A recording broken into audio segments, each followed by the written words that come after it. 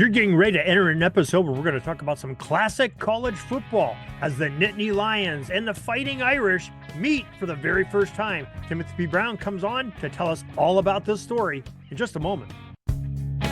This is the Pigskin Daily History Dispatch, a podcast that covers the anniversaries of American football events throughout history. Your host, Darren Hayes, is podcasting from America's North Shore to bring you the memories of the gridiron, one day at a time. Hello, my football friends. This is Darren Hayes of PigskinDispatch.com. Welcome once again to the Pig Pen, your portal to positive football history. And welcome to another Tuesday where we talk with Timothy P. Brown of FootballArchaeology.com about some good history from the game of football. Tim, welcome back to the Pig Pen. Hey, Darren. Great to see you again. Looking forward to chatting about an old rivalry. And Not really a rivalry, but a series that began a long time ago. How's that? Yeah, that's fair to say, and it's also been refreshed in this past season that we just recently in the college football playoffs, and that will reveal the title of your tidbit that you had recently, the first Notre Dame Penn State game. And these are probably the two teams in college football I follow the most. I'm a Notre Dame fan. I live in Pennsylvania, so I followed them all through the season, every season, and it was kind of exciting for me to have both teams playing in the college football playoff this year. So I would wake up every Sunday morning, and before charging off to Mass, or at least being taken to Mass, put it that way, I used to watch the Notre Dame highlights from the previous day. And I think was it Lindsey Nelson that did that? But anyway, somebody did that. And so I was a Notre Dame fan early on. And then, but I'll just say the Notre Dame star has dimmed for me over the years. And I was never a Penn State fan. So yeah, I'm sure you weren't, especially since they joined the Big Ten. I'm sure you weren't being wearing the big red W up there. Yeah. But I think we all have our faults.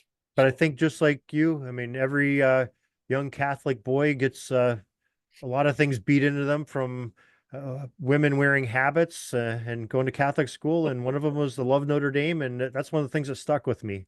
And I also don't chew gum in school anymore either. So I learned two things from That's them. good. That's good. Yes.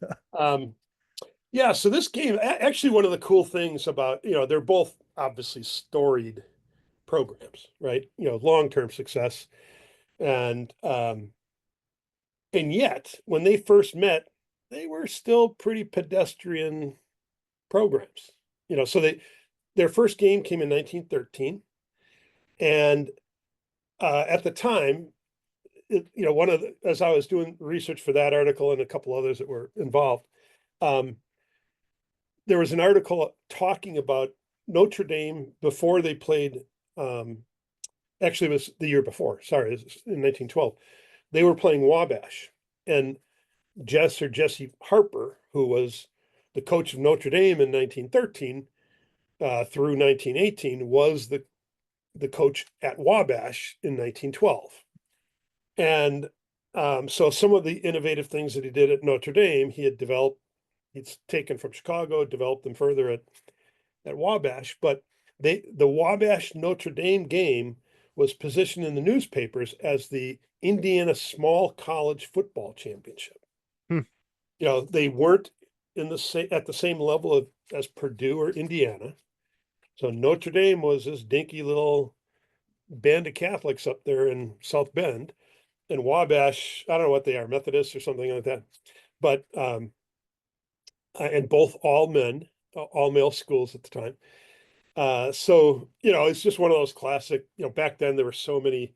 The small colleges were generally much more religiously affiliated than they are now. And so, like the newspaper headlines would say the Methodists beat the Presbyterians or whatever, which is just not something we typically think about with football headlines anymore. But so the point is, like Notre Dame was really, they had a couple of successful seasons. They were undefeated in 11 and 12. And then and Penn State was too. They were undefeated both of those years. And so I think they were a little bit higher class team than Notre Dame. They'd had some pretty good seasons, and they played a more competitive schedule, but they still were playing a lot of like the Indiana normal schools and, the Muhlenbergs or whoever of the world, not teams that we now think of as D3 schools. So neither one of them was really, they weren't at the same stratus that we associate with them today.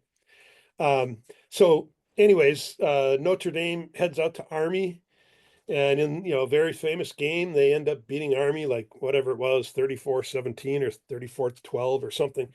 Throwing a bunch of passes and, really kind of showed the Eastern press what the Midwestern passing game could do compared to the pretty sophomoric isn't even describing it well, but Eastern football just didn't do much in the way of the forward pass back then, at least not the big schools. So they just kind of blew the doors off of Army. And then the next week they play at Penn State. So for Notre Dame, this is a big deal.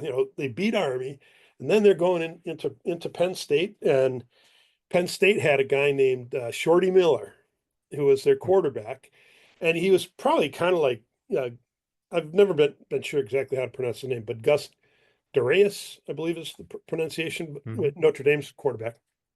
And so both kind of smaller, jitterbuggy kinds of guys who could really throw the rock. And so, Miller kind of kept them in the game, but, ultimately, Notre Dame just wore them down. And, this is like 1913. So it was what we would now call homecoming at Penn State. Then they called it Pennsylvania Day, because, the homecoming thing hadn't quite caught on yet. So, it's just one of those great games. They're in this dinky little town, State College or whatever, whatever the name of it is, out there in the hills somewhere in Pennsylvania. And, I mean, I don't know what their enrollment was at the time, but, dinky little place. It was, then I think it was Beaver Field. Maybe it was Beaver Stadium by then, because they had built, I think they built the thing just prior to then. But one of the fun things was who scored the first touchdown in the Penn State Notre Dame series? You have a guess? Shorty Miller? Nope. Newt No? Rockne. Oh, okay. Yeah, so he caught a Notre Dame intercepted the pass. I think he maybe Rockne caught like a 35-yard pass, then they had a 40-yard pass and a 35-yard run, and then then they tossed it in to him for the touchdown. But so then Penn State actually they didn't have a great team that year. They ended up, I think they were 2-3 entering that game, and they lost one or two more. Whereas Notre Dame ended up 7-0 after beating Penn State. I think they beat like Christian Brothers College down in St. Louis. It doesn't exist anymore. And then they went down to Texas and beat Texas, which at the time was not a real great football team either, right? Again, these are, a little bit different story now. But so anyway, it's just for me, the fun thing about that game is that it was a good game. Some really top-notch players involved in the game. And then, but just that it was, nobody really cared too much at the time about Notre Dame and Penn State, So they were both emerging kind of onto the national scene.